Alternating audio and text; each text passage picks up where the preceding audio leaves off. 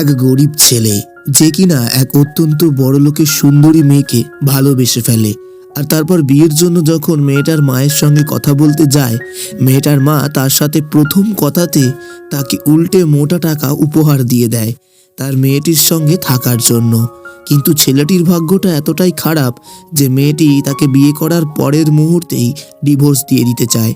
কিন্তু তাদের ভালোবাসার অ্যাক্সিডেন্ট হওয়ার পর ডিভোর্স দেওয়া তো দূরের কথা, কেউ কাউকে হারাতে পর্যন্ত চায় না। হ্যালো বন্ধুরা, এই গল্পটির শুরুতেই আমরা দেখতে পাই নারা নামক এই মেয়েটির বিয়ের কথা ঠিক হচ্ছিল। ঠিক সেই সময় নারা তার ভালোবাসার মানুষের কথা মনে করে। নারা একটা ছেলেকে খুব ভালোবাসে, কিন্তু ছেলেটি গরিব বলে তার বাড়িতে সে কিছুই বলতে পারেনি। তাই সে বিয়েতে খুশির নাটক করছিল, কিন্তু সে মন থেকে খুশি নেই। এদিকে জাঙ্ক যে কিনা তার গার্লফ্রেন্ডের বিয়ে হবার এই কষ্টতে একটা মদের দোকানের ভেতরে গিয়ে মদ খাচ্ছিল এবং তার বন্ধুকে এসব কথা শেয়ার করছিল। ঠিক সেই সময় সেখানে নারা ছুটে চলে আসে এবং নারা এসে বলে যে আগে যখন আমরা প্রেম করতাম তখন তো তুমি ঠিক টাইমে টাইমে চলে আসতে, তাহলে আজকে যখন আমার বিয়ে হয়ে যাচ্ছে তুমি এইবারে এসে মদ খাচ্ছ, আমার বিয়ে হয়ে গেলে তো তুমি আমাকে আর কোনোদিনই ফিরে পাবে না।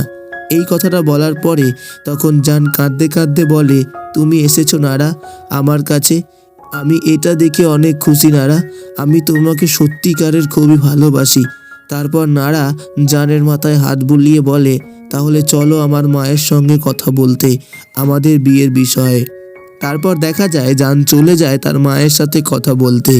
আর সে এতটাই এক্সাইটেড ছিল যে তার জামার নতুন যে পর্দাটা লাগানো ছিল সেটা পর্যন্ত সে খোলেনি। কোনো রকমে যখন জান সেই মিটিংয়ে টেবিল চেয়ারে বসে, তখন নারার মা সেখানে বসে জানকে জিজ্ঞাসা করে যে তুমি কি চাকরি করো।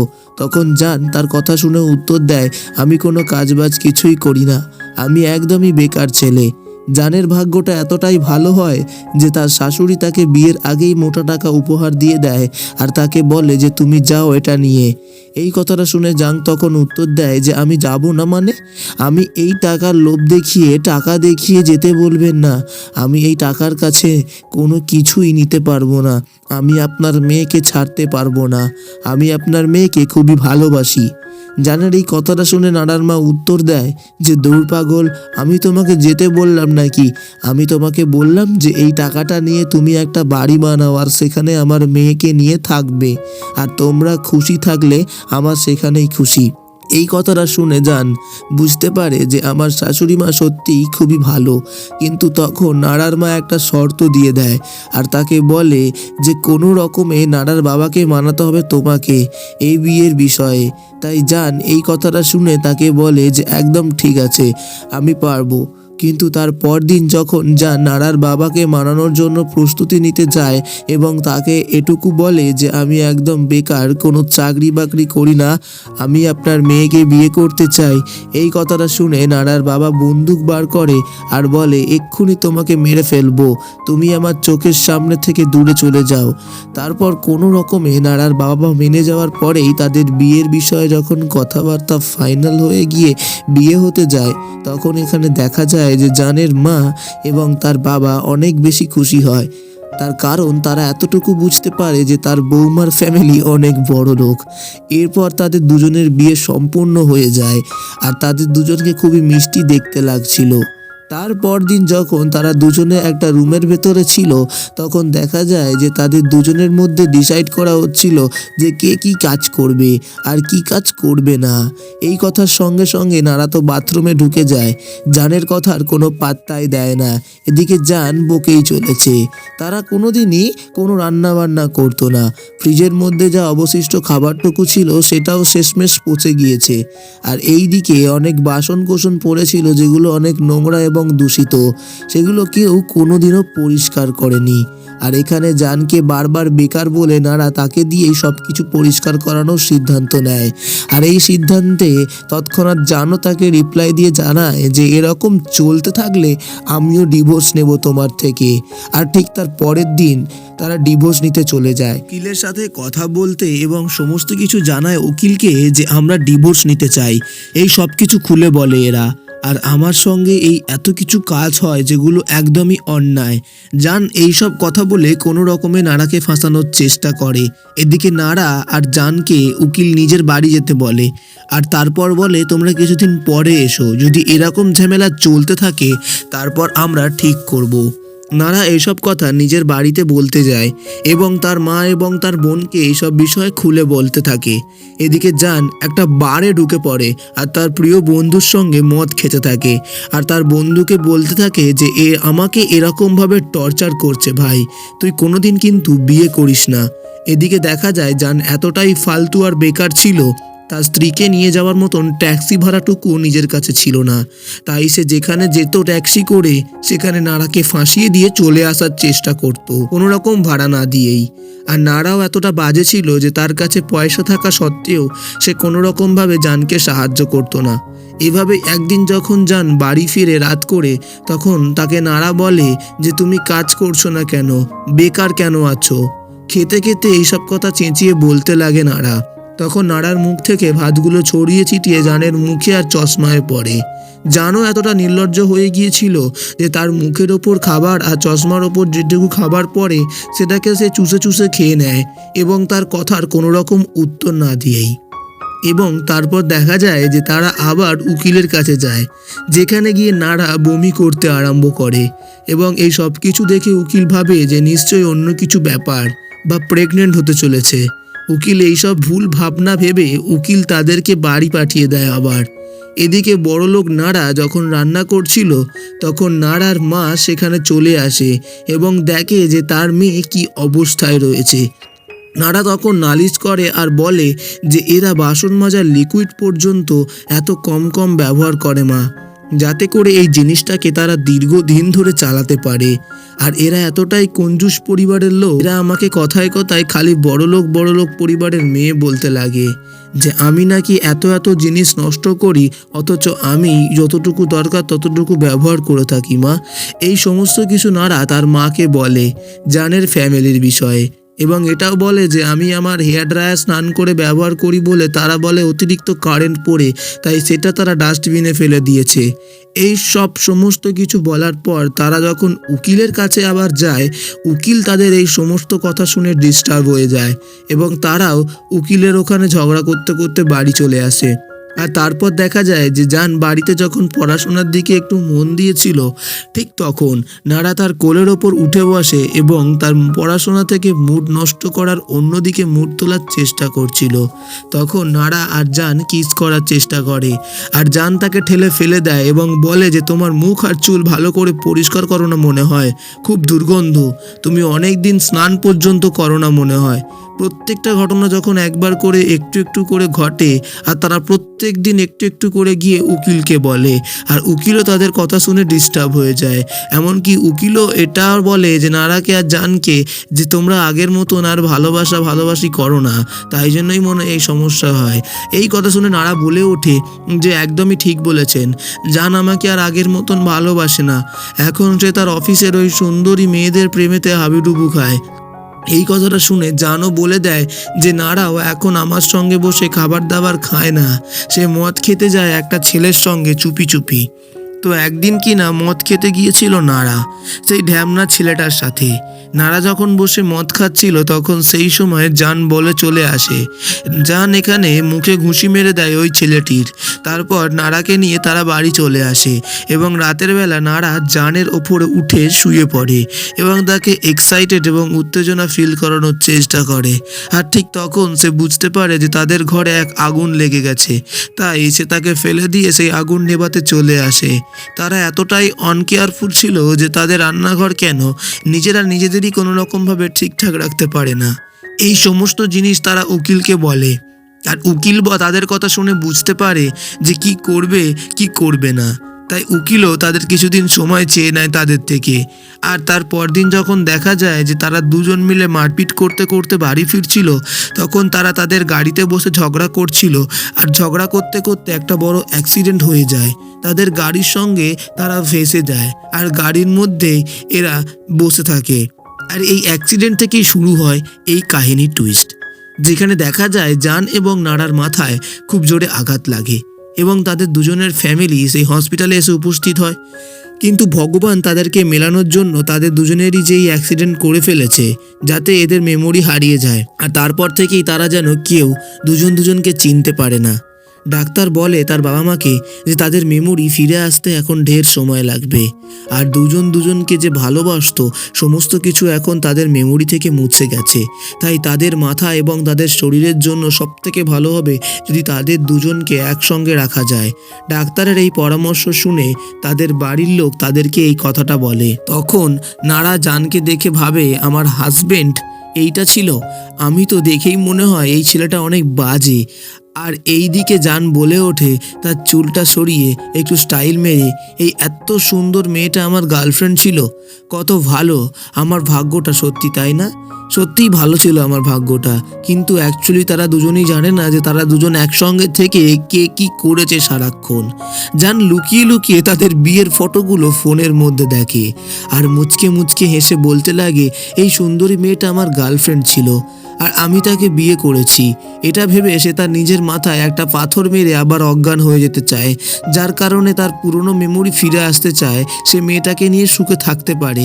এইসব ভেবে সে যখন অজ্ঞান হতে যায় আর মাটিতে পড়ে যায় ঢিল ছোড়ার পরেই, উল্টে মেমোরি ফিরে আসার বদলে সে আবার মাথায় চোট লাগায় হসপিটালে ভর্তি হয়ে যায়। আর হসপিটালে যান নারাকে বলে যে তুমি কেমন আছো? আসলে আমরা সত্যিই দুজনকে ভালোবাসতাম। নারা তার কথার কোনো রকম পাত্তা না দেওয়ার চেষ্টা করে। এদিকে নারার বোন চলে আসে এবং জানকে বলে ওঠে, এত খুশি হওয়ার কোনো লাভ নেই। তোমরা ভালোবাসলে কি হবে? সব কিছু করেছিলে, কিন্তু তোমরা শেষমেশ দুজনকে ডিভোর্স দেওয়ার চেষ্টা করেছিলে, কারণ তোমরা দুজনে একসঙ্গে কোনোদিনই থাকতে পারবে না। এ বলে ডিভোর্স দিতে গিয়েছিলে বহুবার। এই কথাটা শুনে জান বলে যে মিথ্যা কথা বলছো তুমি। তখন নারার বোন বলে, আমি একদম সত্যি কথা বলছি, বিশ্বাস করো। তারপর জান আর নারার ফ্যামিলি সবাই মিলে ডিসাইড করে যে তাদের দুজনকে একসঙ্গে রাখার। কিন্তু নারার মা একদমই চায় না যে তারা আবার একসঙ্গে হোক। তাই নারার মাও বলে যে শুধু ওরা দুজন নয়, আমার ছোট মেয়েও ওদের সঙ্গে এবার থেকে থাকবে। এদিকে জানের মা বলে ওঠে যে ওরা দুজন থাকুক না। তখন নারার মা বলে যে না, যতক্ষণ না ওদের মেমোরি ঠিকঠাক হয়ে যাচ্ছে ততক্ষণ পর্যন্ত আমার ছোট মেয়েও ওদের সঙ্গে থাকবে, কি করছে না করছে সব খেয়াল রাখার জন্য। এরপর গাড়ির যেতে যেতে যখন নারার মা তার ছোট মেয়েকে বলে তাদের সঙ্গে থাকার জন্য, ছোট মেয়ে তো এই সিদ্ধান্তটা শুনে একদমই বিরক্তি হয়ে পড়ে এবং বলে আমি কেন? আর সে মনে মনে ভাবতে থাকে যে এদের সঙ্গে এখন আমাকে থাকতে হবে, এবং সে অনেক বিরক্তি ফিল করে। জান তখন তার দিকে দেখে, আয়নার দিকে দেখে দুজনের দিকে দেখতে থাকে। জান মনে মনে তো খুব ভালো ফিল করতে থাকে আর ভাবে যে তারা আবার এক হয়ে যাচ্ছে। এরপর তারা তিনজন সবাই মিলে বাড়ি আসে, আর বাড়ি এসে দেখে বাড়িটার কি অবস্থা। একদিকে গন্ধ ছাড়ছে আর একদিকে অপরিষ্কার। নারা ভাবে এটা আমাদের ঘর ছিল। সবকিছু দেখে কিছুই মনে করতে পারে না নারা। আর শেষে দেখে যে তাদের দুজনের কাপল ফটোটা, আর তার মধ্যে কি দুর্দশা অবস্থা দুজনের মুখেই, নোংরা দাগ করা রয়েছে দুজনের মুখেই। এদিকে তার ছোট বোন যখন জল খেতে যায় তখন জলটা খেয়ে বলে, ইস কি অবস্থা, ছুঁড়ে ফেলে দেয় সে জলটা। এতদিন যখন এখানে মাত্র দুজনের সঙ্গে ঝগড়া হচ্ছিল, এখন আরও একজন বেড়ে যায় এবং তিনজন মিলে ঝগড়া করতে আরম্ভ করে। আর তার ছোট বোন নারাকে দিয়ে সব কিছু পরিষ্কার করার চেষ্টা করে। এরপর তারা খাওয়া দাওয়া শেষ করে যখন ঘুমোতে যায় তখন নারার ছোট বোনকে দেখে ভূতের মতন লাগে, আর জানের দিকে এগিয়ে আসছে রাতের বেলা। তাই জান ভয় পেয়ে সেখানে বসে পড়ে এবং রাতের বেলা হলেই নারার বোন নাকি ভূত হয়ে চলে আসে। আর এরপর জান তার সেই বন্ধুকে দেখতে পায় যে তার ঘনিষ্ঠ ছিল। আর সেই বন্ধু জানকে বলে যে বন্ধু, আমি সেদিনকে তোকে সেইবারে ওই মেয়েটার সঙ্গে পরিচয় করিয়েছিলাম যার সঙ্গে এখন তোর বিয়ে হয়েছে। যেদিন তুই ভদ্র ছেলে ছিলি লাস্ট দিন পর্যন্ত, সেই দিনকের মতো নারাও মদ খেতে এসছিল, আর এভাবেই খেতে খেতে মুখে একটা ছিপি ঢুকে গেছিল নারার। সেদিন তুই বাড়ি উপস্থিত ছিলি, তাই তুই ওকে কোনো রকমে পেছন দিক থেকে ঝাঁকুনি দিয়ে সেটা বার করে দিয়েছিলি আর সুস্থ রেখেছিলি। ডাক্তার পর্যন্ত দেখিয়েছিলি তুই বন্ধু, তোর মনে পড়ে? তারপর তো একটা খেলাতে সেই মেয়েটার সঙ্গে তোর আবার দেখা হয় এবং তুই সেখানে আবার থমকে গিয়েছিলি তাকে দেখে। এই সব কিছু বলার পর জানতো একদম অন্য দুনিয়ায় হারিয়ে গিয়েছিল। আর তারপর দিন রাতের বেলা নাকি তোর সঙ্গেও স্টেডিয়ামে দেখা হয়, বৃষ্টি পড়ছিল বলে তুই ওর মাথায় নীল কালারের ছাতা ধরেছিলি, দুজনের দিকে তাকিয়েছিলি, এই কথা সে তার বন্ধুকে বলে। আর তারপর নাকি তারা একটা ট্যাক্সি বুক করে যখন বাড়ি ফিরছিল তখন সেখানে নারা জানের কথা শুনে ইমপ্রেস হয়ে গিয়েছিল, তখনই জানের নাম্বারটা তার থেকে নিয়ে নিয়েছিল। আর জানতো নাম্বার বলে একদম অনেক খুশি হয়ে গিয়েছিল এবং তাড়াতাড়ি তার নাম্বারটা বলে দেয়। এরপর দৃশ্য পাল্টায় এবং তার পরদিন সকালে দেখা যায় যে নারার মা তাদের দুজনকে নিয়ে আসে তাদের মেমোরি ঠিক করার জন্য, হিপনোটাইজ করাতে, এবং তারা এরপর ভাবতে থাকে আর বলতে লাগে যে আমি তোমার জন্য জান স্যুপ রান্না করেছিলাম, তুমি খাবে বলে, তোমার মনে পড়ে? নারা এই কথাটা তার জানকে বলে। তখন জানের প্রতি অ্যাট্রাকটিভ ফিল করে তাদের এই স্মৃতিটা মনে পড়েছে বলে। তাই নারার মা তাদের দুজনকে দুজনের কাজের জায়গার মধ্যে পাঠিয়ে দেওয়ার চেষ্টা করে, যদি তারা কাজ করে তাহলে মনে হয় সমস্ত কিছু স্মৃতি ফিরে চলে আসতে পারে। কিন্তু এখানে জান তার কাজের জায়গায় গিয়ে যখন পৌঁছায় কিন্তু কোনো রকমে সে তার বসকে কোনোভাবে চিনতে পারে না। সে একটা ঝাড়ুওয়ালাকে তার বস ভেবে কথা বলতে লাগে, কিন্তু যখন তার বস সেখানে উপস্থিত হয়ে যায় তখন সেই ঝাড়ুওয়ালা ভয়ে পালিয়ে যায় আর দরজা দিয়ে দেয়। আর তার বস এসে বলে যে তুমি মানসিক দিক থেকে তোমার ব্রেন হারিয়ে ফেলেছো, অর্থাৎ তুমি কোনো কাজই পারবে না করতে, তুমি এখন যেতে পারো এখান থেকে। এদিকে জান ভাবে যে এই লোকটা আমার বস ছিল। সে তার বসকে জিজ্ঞাসা করতে লাগে যে আসলে আপনি কি আমাদের কোম্পানির সিইও? তার বস তার এই কথাটা শুনে একদম রেগে যায় আর তাকে লাথি মেরে সেখান থেকে বাইরে বার করে দেয়। সে বাইরে বেরিয়ে তার বসের দিকে দেখতে থাকে আর ভাবে এটাই কি আমার বস ছিল? এদিকে নারা আবার সেই নেশারু লোকটাকে দেখতে পায়, যে লোকটার সঙ্গে নারা আগে মদ খেত। সেই লোকটা নারাকে বলে যে আগে আমরা দুজনের কাছে বসে খুব মদ খেতাম, আমরা এনজয় পর্যন্ত করতাম সময়টাকে, আর বাইরের লোকগুলো আমাদেরকে দেখে ভাবতো যে আমরা দুজন নাকি গার্লফ্রেন্ড বয়ফ্রেন্ড। নারা এই লোকটার দিকে দেখে আর মনে মনে ভাবতে লাগে যে এই জানোয়ারের মতন দেখতে লোকটার সাথে আমি মদ খেতাম। সে বলে যে আমি তোমার সঙ্গে কথা বলে বেশ ভালোই ফিল করলাম, কিন্তু আমি চাই না নেক্সট বার থেকে তোমার সাথে আর কথা বলতে। সে সেখানে তাকে বিজি দেখিয়ে চলে আসে। আর ঘরে যখন ঢোকে তখন এখানে জান ফোন ঘাঁটছিল, আর নারা আর জান তারা বাথরুমে গিয়ে তারা দুজনকে দেখে ফেলে জামা প্যান্ট খোলা অবস্থাতেই। তারপর আর কি, সেখানেই সামনে ছিল নারার ছোট বোন। নারার ছোট বোনও জানকে দেখে ফেলে। তারপর জান লজ্জায় পড়ে যায়। এদিকে নারা সোফার পাশে পৌঁছে একটা বই পড়ছিল। আর তারপর তারা মাথার ডাক্তারবাবুর কাছে যখন যায় তখন ডাক্তারবাবু বলে যে এই সমস্ত ছোটোখাটো সমস্যা একটাই সমাধান, যে তোমরা জমজমাট করে একটা প্রেম করো, দেখবে ওটার পরে সব ঠিক হয়ে যাবে, ওটা তোমাকে করতে হবে, সেই ওটা। এই কথাটা শুনে জান তো বেশ খুশি হয়ে যায়, কিন্তু নারা একদম চুপ, কারণ মেয়েদের দিকটা ঠিক এরকমই হয়, যেখানে তার মনের মানুষকে তারা যতক্ষণ পর্যন্ত ভালোভাবে কথা পর্যন্ত বলতে পারে না ততক্ষণ পর্যন্ত সে তার মনে ধরে। তাই কথা বলা, প্রেম করা তো দূরের কথা, সে তার দিকে বেশিক্ষণ থাকেও না। এই সব বিষয়ে মেয়েদের ব্যাপারটা একদমই জটিল, কারণ মেয়েরা অন্য কোনো ছেলেকে স্পর্শ করার আগে এই সব জিনিস খুব ভাবে। এরপর তারা ডাক্তারবাবুর কথা শুনে দুজনের দিকে তাকিয়ে হাসতে হাসতে বাড়ি ফেরে এবং তারপর দিন তারা একটা ডিসাইড করে তারা ডেট করবে, এবং ডেট করতে গিয়ে তারা অনেক মজা এবং খাওয়া দাওয়া করে, কিন্তু কোনো রকমভাবেই তাদের নিজেদের মধ্যে ভালোবাসার ছোঁয়া, স্পর্শ তাদের নিজেদের মধ্যে আসেনি। তাই তারা ড্রিঙ্কস করে ফেলে দুজনে, এবং তারা দুজনকে জড়িয়ে ধরে এবং সেই ফিলটা নিজেদের শরীরের মধ্যে আনে। তারপর তারা দুজন জমজমাট করে জড়িয়ে জারিয়ে প্রেম করতে লাগে, এমনভাবে প্রেম করতে লাগে যেন এর আগে দুজনের কেউ কাউকে চেনে না আর কেউ কাউকে একবারও পর্যন্ত স্পর্শ করেনি। এবং সেখানে দেখা যায় যে নারার ছোট বোন এইসব জিনিস দেখে নিয়েছিল। যখন তারা স্পর্শ করছিল তখন দুজনের কাছাকাছি গিয়ে আর এই জিনিসটা তার মাকে বলে দিয়েছিল, যার কারণে নারার মা নারাকে নিয়ে চলে যাওয়ার চেষ্টা করে এবং জানকে অপমান করে দেয়। আর জান সেখানে খুব একা ফিল করছিল। আর তারপরে জান নিজের মনের মধ্যে তাদের ভালোবাসার কথা ভাবার চেষ্টা করতে লাগে। এদিকে নারাকে বিদেশে পাঠিয়ে দেবে তার মা তার বাকি ক্যারিয়ার গড়ার জন্য। এদিকে নারাও অতটা খুশি ছিল না, কারণ তার মনের মধ্যে একটু হলেও জায়গাটা করে নিয়েছে জান। কিন্তু নারার মা ফ্লাইট বুক করে দিয়ে টিকিট দিয়ে দিয়েছিল তার কাছে। এদিকে জান তার বন্ধুদের সঙ্গে উপস্থিত হয় সেই এয়ারপোর্টে, এবং সেখানে এসে নারাকে ইমপ্রেস করার জন্য জান তার হাতে অনেক কথা লিখে নিয়ে আসে। নারাকে বলতে লাগে নারাকে দেখার পরেই, এবং সে আরও গল্প কাহিনীর মতন শায়েরির মতো নারার সামনে দাঁড়িয়ে বলতে লাগে, যেখানে তার বন্ধুদের সামনে বলতে লাগে কথাগুলো, যেগুলো দেখে বাকি লোক আর তার বন্ধুরা হাসতে থাকে। আর যখন তারা কথা বলা শেষ করে তখন নারা তার কান থেকে হেডফোনটা খুলে বলে, কি বলছো বলো। এই দৃশ্যটা দেখে সবাই তখন মুখ কুঁচকে ফেলে, কিন্তু জান মাথা নিচু করে আবারও তার ভালোবাসার কথাটা তার সামনে বলতে আরম্ভ করে, এবং শেষ পর্যন্ত বলতে থাকে।